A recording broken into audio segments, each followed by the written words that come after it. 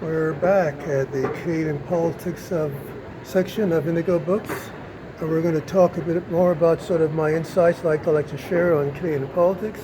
And one of the things I like to share about is this whole idea of fixing elections. Now, in my view, there's two ways of fixing the elections. One is the way that a lot of people basically think about, and another way, which is a much more sophisticated approach. Now, when people think about fixing elections, they think about what Mr. Trump was accusing, the previous presidential election of doing, which is when you stuff ballots, steal ballots, you manipulate ballots through electronic means, through all sorts of illicit means like that. That is the usual way that people think about stealing elections. But the more sophisticated approach is what, in my view, happened in Canada, where we have a system where the ballots are not being stolen. We have a very good, thankfully, system regulated by Elections Canada concerning our paper ballot system. Another way of stealing elections is to, first of all, to control who is the actual candidates,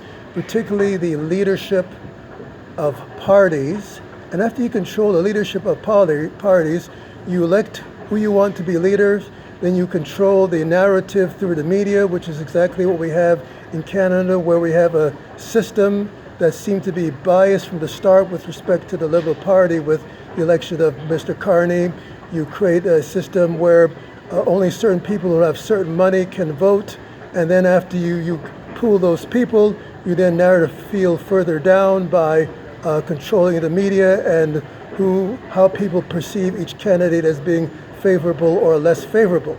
This is exactly what happened in Canada. Then we have a second tier. We have an actual election where mysteriously the NDP all of a sudden tanks. Well, if the NDP tanks, guess what? That is definitely going to benefit Mr. Carney when the NDP suspiciously tanks and underperforms in a way which the NDP has never done before. And then we have a new narrative with respect to controlling the perception of Mr. Carney as a savior when he's not. And the Golden Dome is a great example of this. The Golden Dome is definitely something to which is going to sabotage our sense of national identity, our sense of sovereignty. Nobody in the media is talking about it. Nobody in the media among the political elites or the House of Commons or any elected representative talking about, because our system has become sold out to a very controlled narrative. So this is my input today on the Ottawa market.